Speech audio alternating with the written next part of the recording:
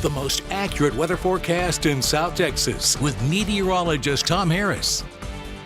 And welcome back. We definitely saw lots of sunshine across the area today. Still 90 degrees in Kingsville, but some clouds kind of rolling on in, and you can see it was rather breezy. That's going to be the case again tomorrow. Our weather bug camera brought to you by Nissan GMC. Let's go ahead and take a look at some video up in Greenland. NASA is taking a flight up there and doing some research, and that's because the ice this year has been melting. It's one of the biggest melts since 2012. Now, global warming is believed to be a cause as a result of that, whether it's man-made or just a natural occurrence. That's what they're trying to get a better handle on, and you can see they're flying that research plane and dropping probes into the ice to get better data.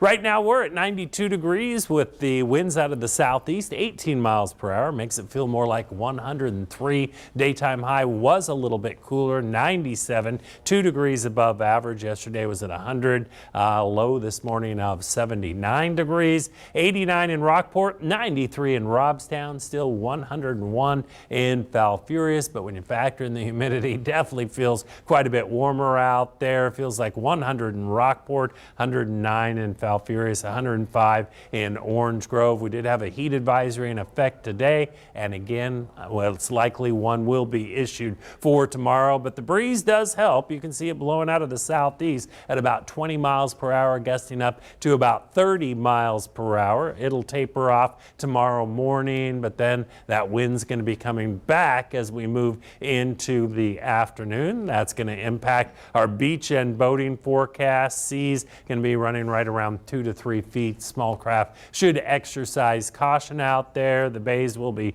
slightly choppy. If you're heading to the beach, also use caution. There is a moderate risk of rip currents. Now you can see mostly clear skies across much of South Texas. This big ridge of high pressure still centered on top of us. But what's going to happen this next week, that's going to shift a little bit to the west. That's going to open the door for some moisture to come in. Could get some rain possibly as we move into the latter half of the week. But until then, it's just going to continue to be very hot and humid.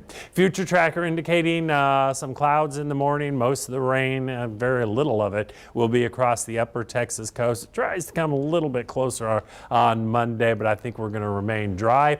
Definitely very warm across much of the Lone Star State. 104 in Abilene, Del Rio 105, Laredo is at 106. Now we're seeing some heavy rain across parts of Florida and the southeast, scattering of some showers along the northeast, and the potential for severe storms across the central plains. And that's where we're definitely seeing the heat. Well, it's nice mild temperatures along the northwest. Do want to take a look at the tropics in the Caribbean. Could see a little tropical wave, and that's what I was talking about, that could bring us some moisture and some isolated showers next Thursday, Friday, and Saturday. Our forecast, though, for tonight, partly cloudy, mild, 79 degrees. Tomorrow, looking for an afternoon high 97, hot, humid, and windy. Winds out of the south 15 to 20 miles per hour. 7-day forecast is brought to you by NEC Co-op Energy. Temperatures will be in the low to mid 90s, probably mid to upper 90s. Overnight lows right around 80 degrees. Isolated showers again as we get closer to next weekend. Just going to have a look at your sports coming up next. Don't go away.